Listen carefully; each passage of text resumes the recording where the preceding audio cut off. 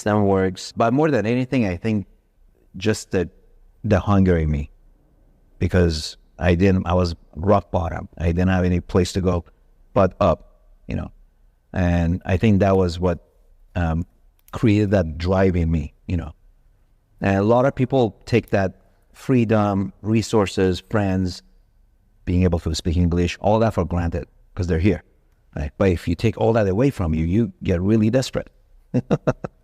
Yeah. Real quick. How do you think others can benefit that aren't immigrants with that mentality, or how can they practice that or develop that?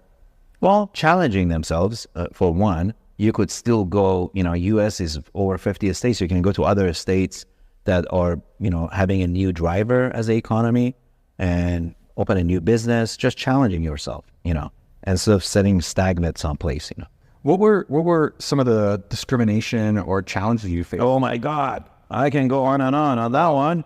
Yeah. Camel riders, standing. Oh, okay. No. Really? Well, oh yeah. Well, back then there was still a lot of discrimination, especially towards Middle Easterns. So I used to work at Kmart. My first job was at Kmart at age 16.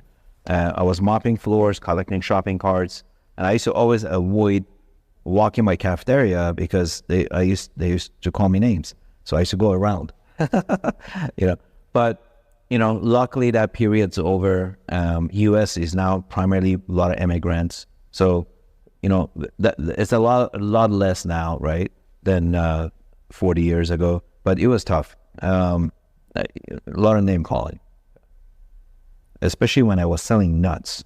I remember one time I was selling nuts. So what we used to do with my nut business, used to go to all the auto dealerships, because I used to sell, cashews, trail mix, candies to the secretaries, and then the salespeople love nuts, the trail mix, pistachios, and whatever.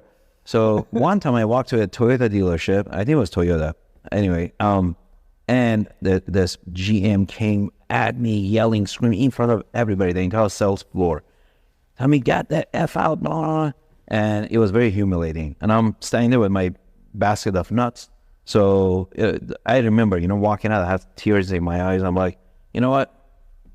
It's okay. Suck it up. And I went to the next dealership and I sold some nuts. So you just got to keep going, right? Yeah. Do you think you used that discrimination and name calling and like negativity and funneled that over the years, right? Because you were selling to these car dealerships, and now you have your own dealership. Yeah, I guess so. If you put it that way, sometimes, life gives you challenges, or sometimes people cause challenge for you, right? You can either accept it and get defeated, or you can prove them wrong,